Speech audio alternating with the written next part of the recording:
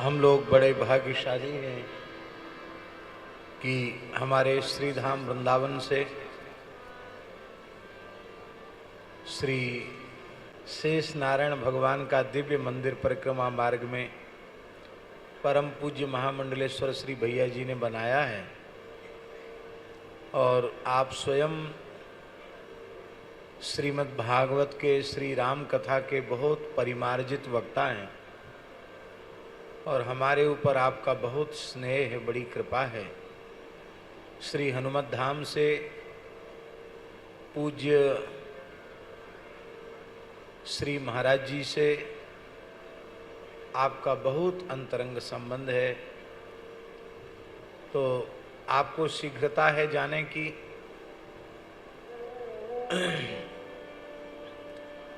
हम तो सोच रहे थे कि 2-4 दिन, अब 2-3 दिन ही श्रेष्ठ हैं, भैया जी विराजेंगे, लेकिन भगवत कार्यों में, सेवा के कार्यों में आपकी व्यस्तता है,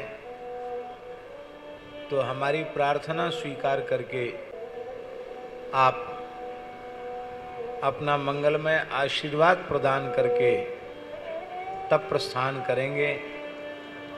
आप सब लोग सावधान होकर पूज्य महाराज जी के मुखारविंद से उनकी वाणी का लाभ प्राप्त करें। माइक लगाओ भाई।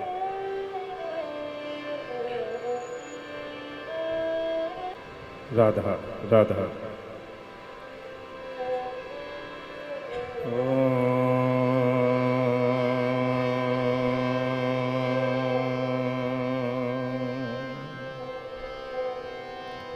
ओम श्री परमात्मने नमः। गुरुर्ब्रह्मा गुरुर्विष्णु गुरुर्देव महेश्वरा गुरुर्साक्षात् परब्रह्म तस्मै श्री गुरुवे नमः। श्री पुरुषोत्तम शनमूला श्री विष्णु स्वामी मध्यमा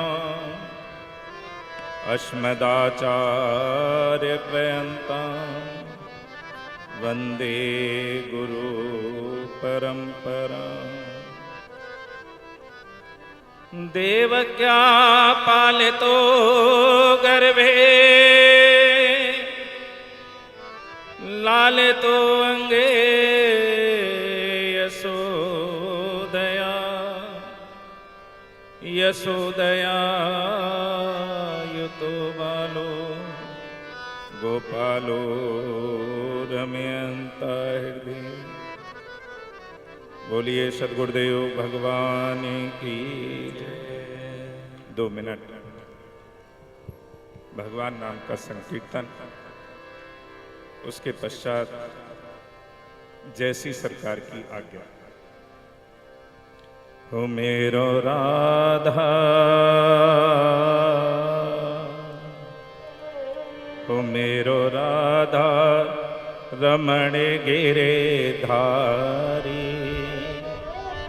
गिरिधारी श्याम बनवारी। मेरो राधा रमण गिरिधारी गिरिधारी श्याम बनवारी। मेरो राधा रमण गिरिधारी गिरिधारी श्याम बनवारी। मेरो राधा रमण गिरिधारी गिरिधारी श्याम बनवारी। गिरिधारी श्याम बनवारी गिरिधारी श्याम बनवारी गिरिधारी श्याम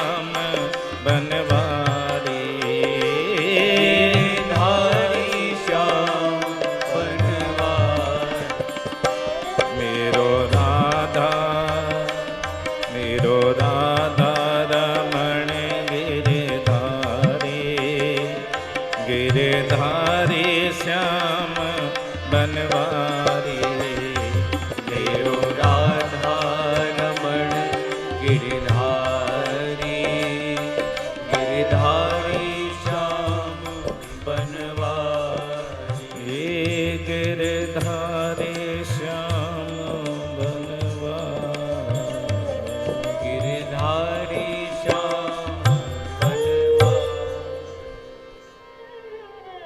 बोलिए सदगुरुदेव भगवान की। परम पूज्य प्रातः स्मरणीय व्यास गद्दी पर आसीन हमारे अग्रज महाराज श्री के श्री चरणों में दास का बारंबार प्रणाम।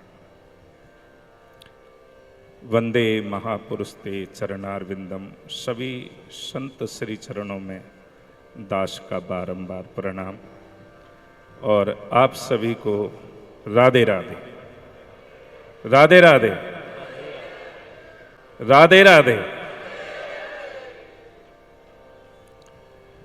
बड़ा सौभाग्य का समय होता है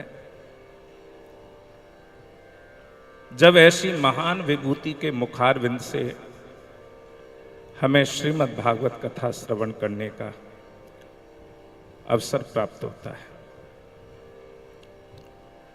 भागवत जी के महात्म्य में जब धुंधकारी को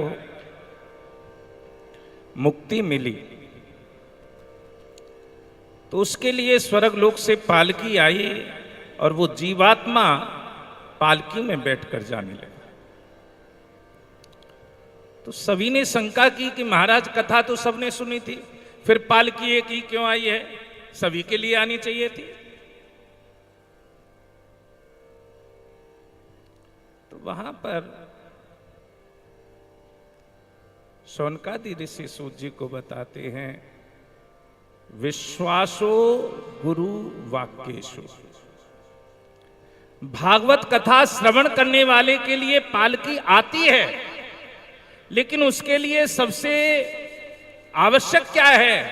जिसे अपने गुरु के वचनों पर विश्वास नहीं है, वो चाहे कितनी भी कथा श्रवण कर ले, कितना भी कीर्तन कर ले, कितने भी आडंबर कर ले, लेकिन उसकी मुक्ति कदापि नहीं हो सकती है।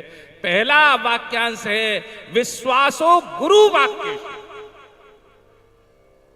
आप कथा श्रवण करने के लिए आए हैं, लेकिन वहां केवल यहीं तक सीमित ना रहें। महाराज जी की वाणी पर, एक एक शब्द पर यदि आपने मंथन नहीं किया, एक तो होता है कि अरे जा रहे हैं कथा श्रवण कराते हैं, तो बस कथा श्रवण करने के लिए कुछ लोग अपने सोचते हैं कि नहीं पिकनिक बन जाएगा, वहाँ शुक्रताल भी हो आएंगे, हरिद्वार भी हो आएंगे, महाराज जी के दर्शन भी हो जाएंगे, हनुमत धाम के भी दर्शन हो जाते हैं, चलो घूम ही आते हैं। लेकिन मेरा एक आग्रह है कि कदापि भी किसी भी कथा में घूमने ना जाएं, घूमने के बहाने से ना जाएं, भ्रमण करने के बहाने से ना जाएं। हमारा परम सौभाग्य है एक एक वाणी पर और फिर उस पर चिंतन करें। कथा सुनने का लाभ कब है? जब हम उस पर चिंतन करें। विश्वासो गुरु वाक्येषु, यानी हर वाक्य पर चिंतन करें कि आज कथा में बोला गया है तो क्या बोला गया है, किस सब्जेक्ट पर बोला गया है, महाराज श्री का चिंतन क्या है। और ध्यान रखना, जैसा महात्मा होगा उसकी वैसी ही वाणी होगी। जो महात्मा भजनानंदी होगा उसके हर शब्द में, हर वाणी में कहीं ना कहीं कोई ना कोई अर्थ। हमारे गुरुदेव कहते थे, ज्यों केले के पात में पात, पात में पात, त्यों संतन की बात में बात, बात में बात। जैसे केले के पत्ते में से पत्ता निकलता रहता है, ऐसे ही संतों की वाणी में जो गुण रहस्य छुपे हुए हैं, हमें उनका चिंतन करना है। विश्वासो गुरु वाक्येषु। आगे तीन प्रमाण तो बाद में है। स्वयस्मिन् दीनत्व भावना, दीनता का भाव, मनोदोष जैश्चैव, कथायाम निश्चलामति। लेकिन जो सबसे पहला है विश्वासो गुरु वाक्येषु, आप अपने गुरुदेव के वचनों पर ध्यान दें। और जब तक आप अपने गुरुदेव के वचनों पर ध्यान नहीं देंगे, कितनी भी कोशिश कर लें, हमारा कल्याण नहीं हो सकता है। और अब मुझे भी लग रहा है कि मैं आपके और महाराज जी के बीच में बंधन बन रहा हूं, इसलिए मैं भी अपनी वाणी को यहीं पर विश्राम देता हूं। राधे राधे, राधे राधे, राधे राधे।